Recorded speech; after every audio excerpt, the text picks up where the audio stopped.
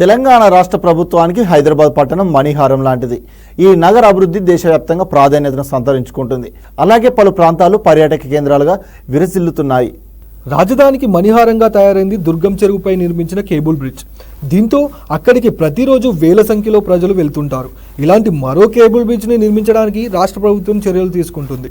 మిరారం చెరువు east side Chintalmet నుంచి Bengaluru Hyderabad national highway 44కు అనుసంధానం చేసేలా ఓ భారీ తీగల వంతెను నిర్మించడానికి అనుమతులు మంజూరు అయ్యాయి. దీంతో హైదరాబాద్లో మరో సుందరకరమైన కేబుల్ బ్రిడ్జ్ నిర్మాణానికి HMDA ప్లాన్ చేస్తుంది.